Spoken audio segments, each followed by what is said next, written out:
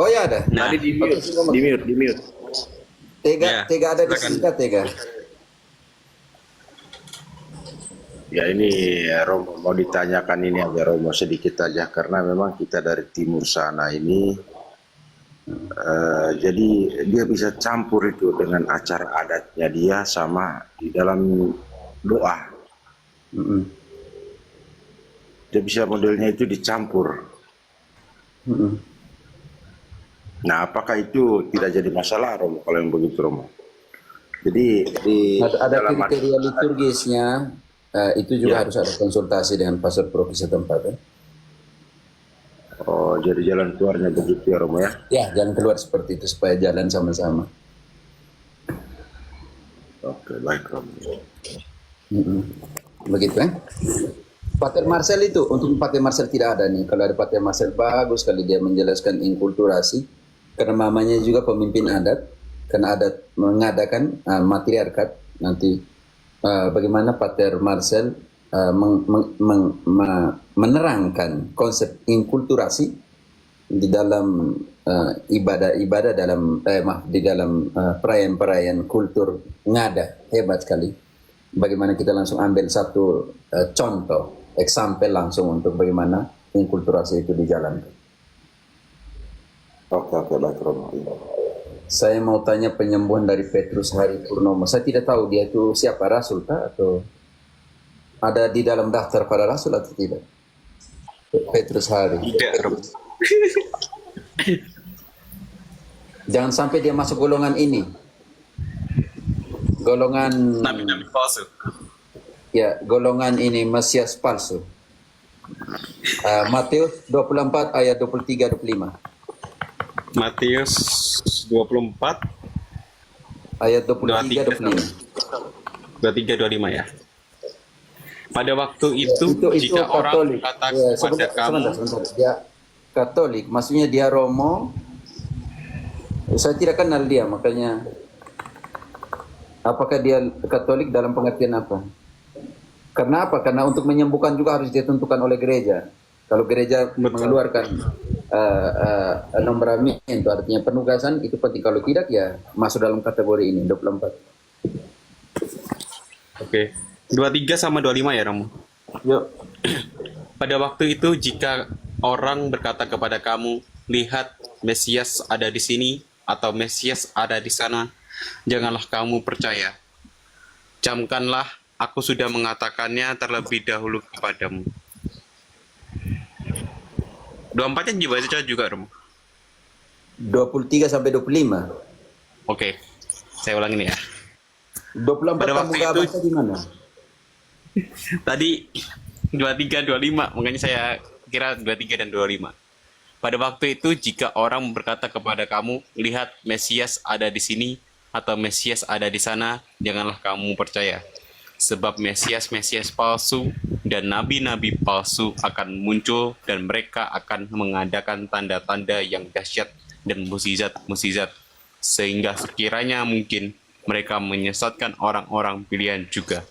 Camkanlah, aku sudah mengatakannya terlebih dahulu kepadamu. Itu yang pertama. Bagaimana cara mengetahui bahwa mereka punya persekutuan dengan gereja atau tidak? Kita ambil satu contoh di mana Yohanes datang dan klaim kepada Yesus karena ada yang menyembuhkan, mengusir setan atas nama Yesus. Markus 9 ayat 38 sampai 40, konsentrasi di ayat 40 nanti. Markus 9 ayat 38 3. sampai 40. 38 sampai 40. Kata Yohanes kepada Yesus, "Guru, kami lihat seorang yang bukan pengikut kita mengusir setan demi namamu. Lalu kami cegah orang itu, karena ia bukan pengikut kita." Tetapi kata Yesus, "Janganlah kamu cegah dia, sebab tidak seorang pun yang telah mengadakan mukjizat demi namaku dapat seketika itu mengumpat aku. Barang siapa tidak melawan kita, ia ada di pihak kita." Ingat ayat 39 itu adalah pakai konsepnya tunggal, orang pertama tunggal, aku. Barang siapa Ayat 39 dibaca. Barang siapa? Sebentar. Barang siapa tidak melawan kita, ia ada di pihak kita. Tidak. 39. Oh, Bukan tetap. 40. Tetapi kata Yesus, janganlah kamu cegah dia, sebab tidak seorang pun yang telah mengadakan mukjizat demi namaku dapat seketika itu ia juga mengumpat aku. Yesus menggunakan orang pertama tunggal. Barang siapa tidak apa di situ. Dia tidak mengumpat aku. Tidak Demi mengumpat nama aku. Sekarang Yesus masuk dalam persekutuan ayat 40. Barang siapa tidak melawan kita, ia ada di pihak kita. Yesus menekankan persekutuan. Barang siapa yang tidak melawan kita, Yesus sudah masuk dalam persekutuan. Barang siapa tidak melawan kita, ada di pihak kita. Karena itu, mereka yang menyembuhkan, mereka yang bahasa roh harus ditetapkan oleh gereja. 1 Korintus 12 ayat 28. 1 Korintus 12 ayat 28. Ayat 28. Dan Allah telah menetapkan beberapa orang dalam jemaat, pertama sebagai rasul, kedua sebagai nabi, ketiga sebagai pengajar. Selanjutnya, mereka yang mendapat karunia untuk mengadakan mukjizat, untuk menyembuhkan, untuk melayani, untuk memimpin, dan untuk berkata-kata dalam bahasa roh. Artinya, yang mendapatkan karunia menyembuhkan itu harus mendapatkan otorisasi dari siapa? Dari Allah. Ya, tapi melalui apa dalam pengertian ini? Gereja. Karena Yesus sudah naik ke surga. Ya. Dalam kasus contoh, dalam kasus pergantian Yudas ke Matias, siapa yang harus berdiri? Petrus. Karena itu yang menerima karunia Allah di dalam gerejanya, Allah menetapkan beberapa orang untuk menjadi rasul, nabi, dan pengajar. Dan kemudian mereka yang mempunyai karunia menyembuhkan, memimpin, berbahasa roh. Jadi harus ada siapa yang memberikan otorisasi itu. Dalam kasusnya Petrus Handri tadi, tidak tahu dia Katolik atau tidak Katolik, saya tidak pernah ikut itu. Karena apa? Karena wahyu pribadi ditetapkan di dalam katekismus. Engkau ada katekismus 67 omong tentang wahyu Saya pribadi. online. Ketika saya disuruh apa itu? Oke. Wahyu pribadi itu tidak bisa melengkapi apa yang sudah terjadi di dalam Yesus. Karena itu yang mempunyai karunia pribadi, yang mempunyai karunia pribadi harus didampingi oleh gereja. Ini penting sekali. Makanya kita lihat di Katekismus 67 omong tentang apa? Oke. Dalam peredaran waktu terdapatlah apa yang dinamakan wahyu pribadi, yang beberapa di antaranya diakui oleh pimpinan gereja. Namun, wahyu pribadi itu tidak termasuk dalam pendaharaan iman. Bukanlah tugas mereka untuk menyempurnakan wahyu Kristus yang definitif atau untuk melengkapinya, melainkan untuk membantu supaya orang dapat menghayati lebih dalam lagi dalam rentan waktu tertentu. Di bawah bimbingan wewenang mengajar gereja, maka dalam kesadaran iman, umat beriman tahu membedakan dan melihat dalam wahyu-wahyu ini apa yang merupakan amanat otentik dari Kristus atau para kudus kepada gereja. Iman Kristen tidak dapat menerima wahyu-wahyu yang mau melebihi atau membetulkan wahyu yang sudah dituntaskan dalam Kristus. Hal ini diklaim oleh agama-agama bukan Kristen tertentu dan seringkali juga oleh sekte-sekte baru tertentu yang mendasarkan diri atas wahyu-wahyu yang demikian itu. Jadi yang mempunyai karunia itu, wahyu pribadi entahkah apa itu, karunia menyembuhkan, harus selalu mendapat pendampingan dari siapa? Gereja. Gereja. Sangat jelas dikatakan di situ. Oke, ini tentang itu. Saya tidak kenal orangnya, saya tidak bisa menghakimi dalam pengertian apa dia Katolik atau apa. Tapi saya hanya katakan bahwa kriteria yang mempunyai karunia itu harus seperti apa? Harus yang sangat jelas, yang tidak melawan kita ada bersama dengan kita. Kalau dia punya karunia tetapi dia melawan gereja, bagaimana? Dia punya karunia tetapi tidak dapat otorisasi dari gereja, bagaimana? Itu juga menjadi persoalan penting di sini. Oke, itu kira-kira seperti itu. Kalau yang ditanya tadi, yang di-type seperti itu. Ada yang tanya kembali tentang darah lagi. Oke, Kisah 15 ayat 29. Oke. Kisah para Rasul ayat Tentang darah Kisah lagi. para Rasul 15 ayat 29. Ayat 29. Kamu harus menjauhkan diri dari makanan yang dipersembahkan kepada berhala, dari darah, dari daging, binatang yang mati, dicekik, dan dari percabulan. Jikalau kamu memelihara diri dari hal-hal ini, kamu yang berbuat baik, sekianlah selamat.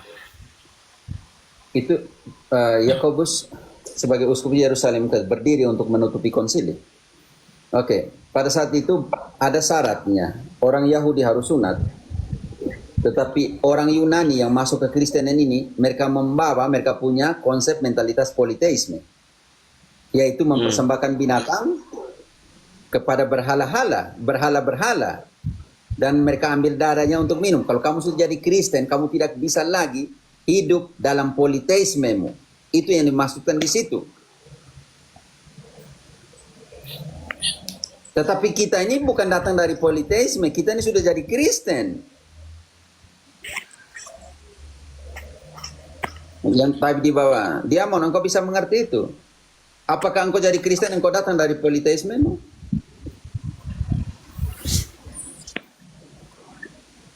Itu Yakobus bilang, oke lah, bagi orang Yahudi sunat. Ayat 28-nya penting, karena kita tidak bisa membebankan kepada mereka yang tidak harus menerima itu. Tetapi ada satu syarat, kalian dari Yunani yang politeisme itu, kamu harus tinggalkan semua berhala-berhala, mematikan hewan di depan altar-altar untuk berhalamu, lalu kamu ambil darahnya, lalu kamu makan hatinya, itu harus kamu tinggalkan. Oke, ayat 28-nya. 28. Ya, Daimon, Sebab ke sana. Sebab adalah keputusan Roh Kudus dan keputusan kami supaya kepada kamu jangan ditanggungkan lebih banyak beban daripada yang perlu ini. Kamu orang Yunani, bukan orang Yahudi. Bagaimana kami menanggungkan sunat itu kepadamu? Ini adalah keputusan Roh Kudus dan keputusan kami, bahwa tidak bisa ditanggungkan hal itu kepada kalian. Kalau orang Yahudi mau sunat, ya sunat dalam pengertian, tapi jangan bebankan kepada orang Yunani, karena itu nanti pembaptisan menggantikan sunat di dalam Kolose 2 ayat 11-12. Karena itu, tetapi kamu yang baru dari sana, kamu harus tinggalkan apa? Ayat 29-nya. Kamu harus menjauhkan diri dari makanan yang dipersembahkan kepada berhala, dari darah, dari daging, binatang yang mati, dicekik, dan dari percabulan. Jikalau kamu memelihara diri dari hal-hal ini, kamu berbuat baik. Sekianlah selamat. Orang Yahudi tidak akan buat itu, tapi ini dikatakan kepada kalian yang tidak disunat, tetapi kamu dibaptis, tapi kami tidak membebankan sunat itu kepada kalian. Kalian tidak.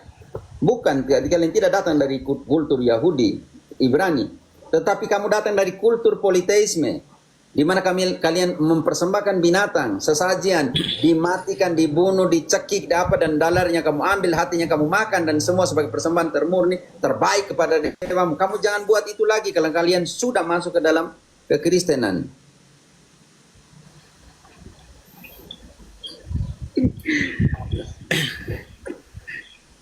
Ya. Karena itu dalam konteks konsili kan? Itu konsili, bab 15 itu konsili.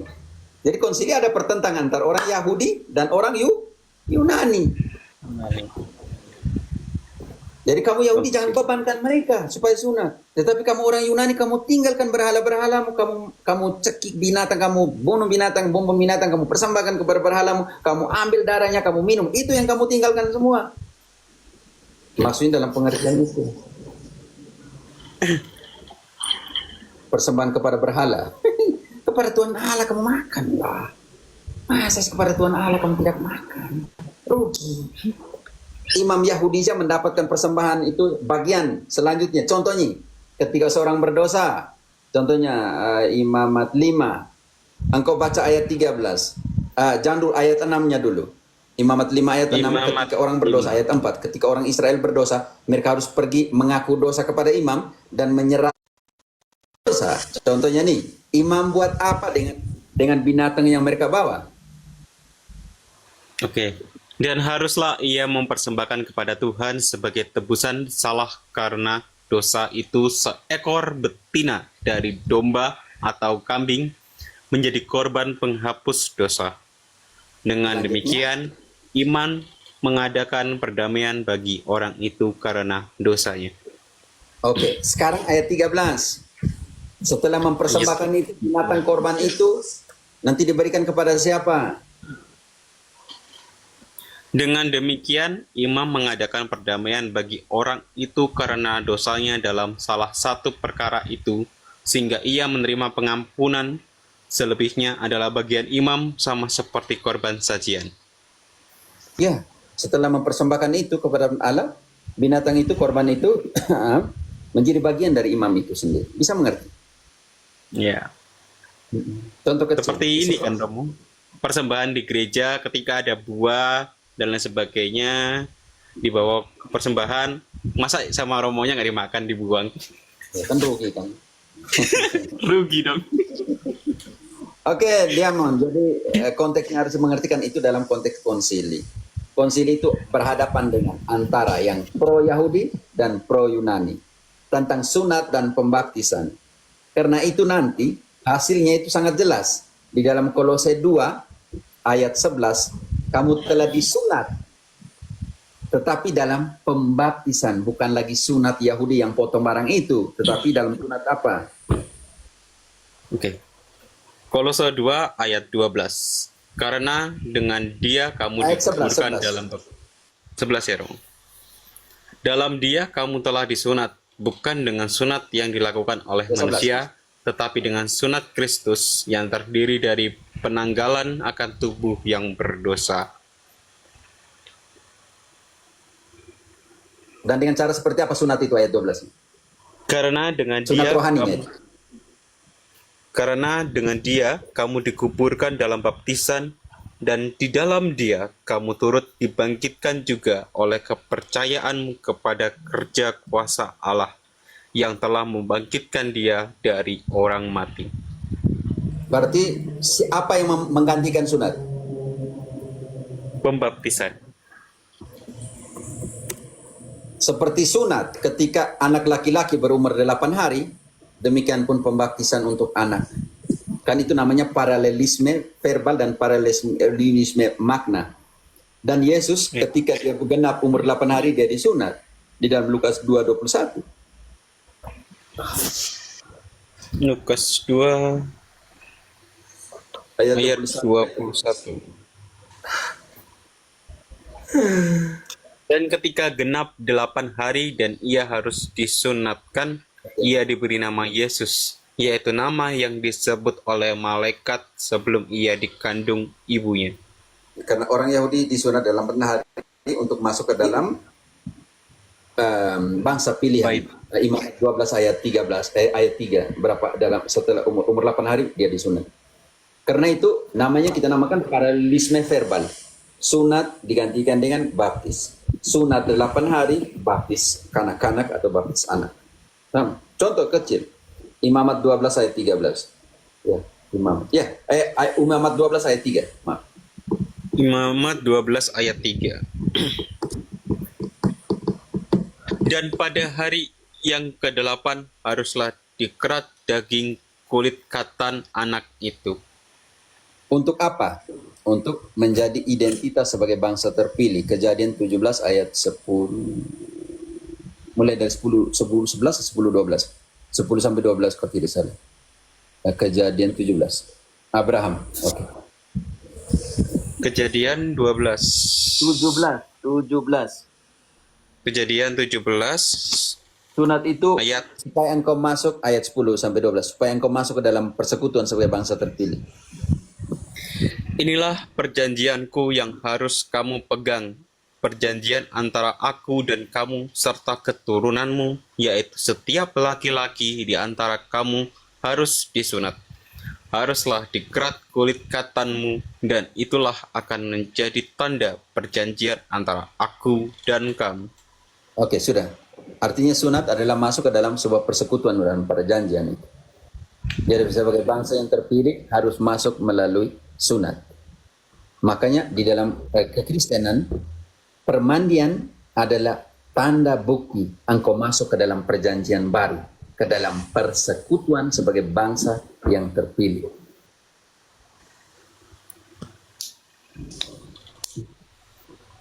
Oke, lagi 6 menit teman-teman. Tega, selamat. Singkong, sudah ya kira-kira seperti singkong? Sudah paham Romo, jelas sudah Romo. Jadi Berarti temamu kecil kita jadi besarkan tema. jelas sekali Romo, jelas. Sangat jelas. Johan, teganya hatiku padamu sayang, teganya. Ya, silakan. Johan, Kemarin di komalnya kakak penyair hati, itu si Paus Orca itu coba naik ke atas, tetapi dengan dia punya akun yang lain, akun gembel apa gitu namanya. Pokoknya kalau dia ada akun yang pakai nama akun gembel tuh berarti Paus Orca. Dia kemarin bertanya, mana buktinya di perjanjian lama tradisi Yahudi itu sembahyang bersama para kudus. Gitu Rom. Jadi yang dia tanya itu mungkin ayat ya. bukti Mungkin perjanjian Romo bisa lama. bantu.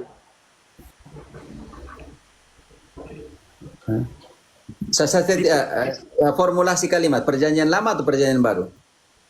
Di perjanjian lama, kalau di perjanjian baru kan banyak kan contoh ayatnya, tapi di perjanjian lama orang-orang Yahudi berdoa bersama para kudus, itu ada nggak? Ada. Ayub. Engkau buka dulu Ayub. Ayo berapa Romo? Sebentar saya ingat kembali. Pelan-pelan.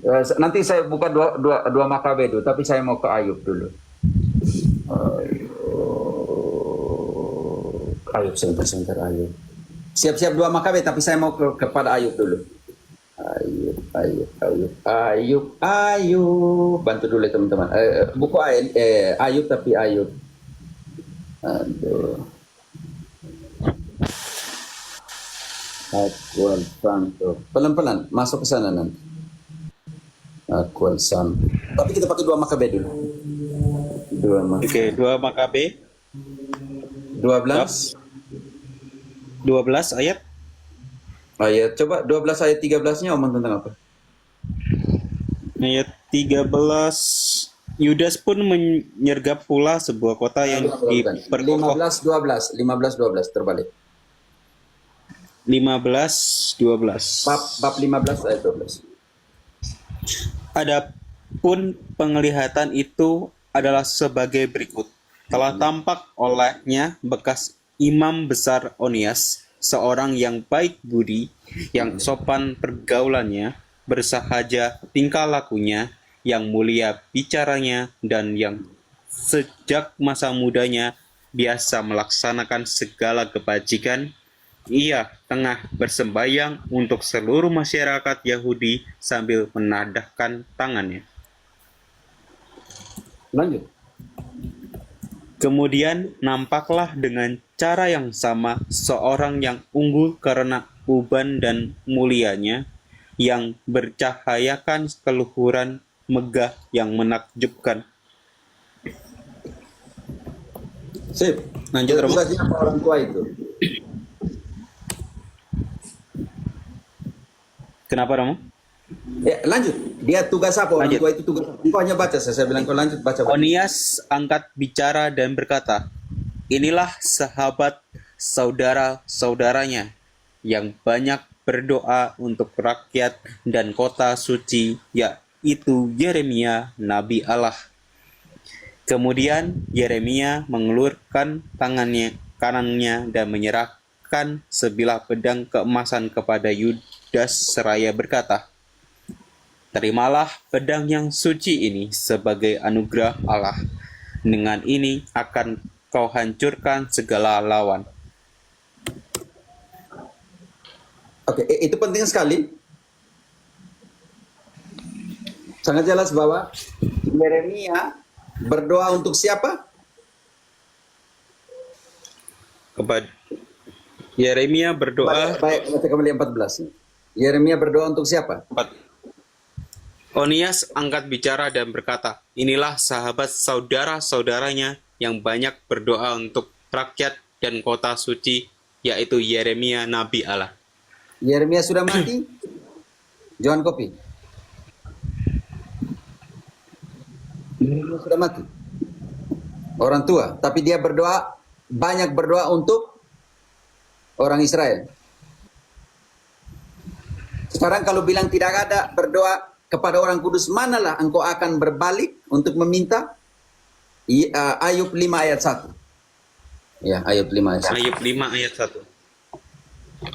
Ayub 5 ayat 1. Berserulah, adakah orang yang menjawab engkau? Dan kepada siapa di antara orang-orang yang kudus engkau akan berpaling? Baca ulang. Berserulah, adakah orang yang menjawab engkau? Dan kepada siapa di antara orang-orang yang kudus engkau akan berpaling? Baca ulang untuk Orka. Berserulah, adakah orang yang menjawab engkau? Dan kepada siapa di antara orang-orang yang kudus engkau akan berpaling? Johan, 2 ayat itu. Cukup. Kepada orang kudus manakah engkau akan berbalik? Di dalam doamu. Makanya hati-hati dengan paus Orka ke paus apa ke, dia ganti dia nama ke apa ke. Kesianlah. Baca baik-baik kitab suci toh. Karena itu satu alasan karena Martin Luther kasih apokrif itu gara-gara intercesi orang kudus di dalam 2 Makabe tadi 15.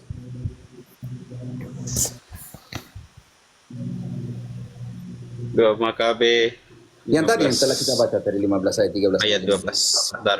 Yang dari 15 sudah. 15-nya ya. Sudah, tidak yang 14 sudah dibaca tadi, sudah cukup. Oke. Johan, mereka tidak baca kitab suci kan? Mereka sola skriptura, kenapa tidak baca kitab suci? Tadi kita pakai ini kitab Ayub, pendeta Ayub ada di sini. Pendeta Ayub diam-diam saja, ini orka yang seperti paus dan orka yang ganas itu di laut saja. Saya selalu ingat kata-katanya Santo Paulus kedua, Yohanes Paulus kedua, dia bilang begini, seorang teolog itu berusaha untuk menjelaskan iman, bukan untuk menghancurkan iman. Jadi lucu kalau seorang mengatakan dia teolog, tapi dia menghancurkan Iman. Seorang teolog yang baik, dia bertugas untuk menjelaskan iman, mengajarkan iman, bukan sebaliknya menghancurkannya. Kalau tidak Benedictus ke-16 omong seperti apa ya? Teolog sejati adalah orang yang tidak jatuh dalam godaan untuk mengukur misteri Allah dengan kecerdasannya sendiri. Dan dengan demikian mengosongkan sosok Kristus yang bermakna di dalam hidup. Karena dia pakai standar akademisnya, standar kecerdasannya sendiri, dan lupa menaruh posisinya Kristus dalam melihat sesuatu. Kita punya berteologi artinya mencari celah. Paulus punya di mana lemah, Petrus punya di mana lemah. Tetapi kita berteologi menurut Paulus artinya kita taruh posisinya Paulus, kita masuk ke dalam posisinya Paulus untuk melihat gereja. Kita masuk dalam posisinya Paulus untuk melihat Maria dalam Mariologinya. Kita masuk dalam posisinya Paulus untuk melihat Ekaristi. Jangan kau lihat Paulus dan mengkritik apa yang dia katakan tentang Ekaristi. Makanya itu Benedictus bilang seperti ini. Seorang teolog tidak jatuh dalam godaan untuk mengukur misteri Allah di dalam kecerdasannya sendiri.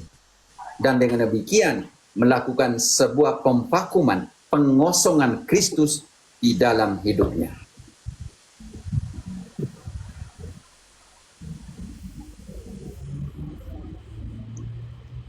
Terima Jadi, kasih Romo.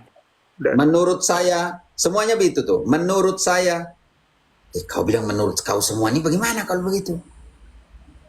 Menurut Santo Paulus, menurut Santo Petrus, ya seperti itulah. Kalau menurut saya semua, kalau bisa baca kitab suci itu, saya tidak pernah menemukan kerendahan hati dari seorang pendeta. Selamat debat semua di sini yang seperti saya temukan di dalam pendeta Ayub. Dosen besar, pendeta tapi rendah hati. Hampir 1 tahun saya kenal pendeta Ayub. Kalau tidak salah di roomnya Santos pertama kali ya Ayub.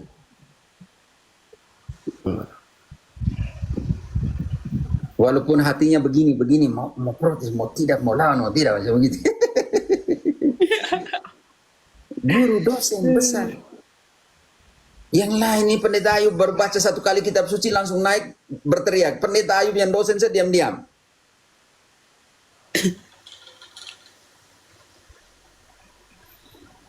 Oke, saya jadi kasihan juga nih. Oke teman-teman, saya sudah 12.05, saya mau makan dulu ya. Terima kasih teman-teman. Pendeta Ya. Ayub setia. Pendeta Ayub mulai dari jam 8 kita sama-sama nih. Pendeta Ayub hanya 1-2 kata saya komentar, saya jadi malu sendiri nih. Oke. Kita Tuhan memberkati dan Bapa dan Putra dan Roh Kudus. Amin. Pendeta, nanti hari lain engkau bawa satu tema begitu kah Pendeta Ayub nih. Ya, kita nanti bicara soal persekutuan orang kudus. Oke. Iya, karena kalau Lutheran masih terbuka terhadap persekutuan orang kudus. Ya. Kalau kita lihat di kalender kalender liturginya Lutheran nih, Lutheran yang murni ya, Pendeta Ayub, ada loh penanganan liturgi orang kudus. Iya. Romo, Yo, kalau boleh saya jadi moderator biar nanti kalau pas kosong nggak ada moderatornya saya bisa bantu. oke, saya pun moderator tuh sekitar hampir 20-an lebih. Tidak tahu mereka kerja tidak nih. Oke, Iya, makanya itu. Nanti lagi. Yo, mantap. Oke, siap. Yo, mantap. Ya, Raja Carlos sudah dengan istrinya. Itu Romo bisa di-set itu.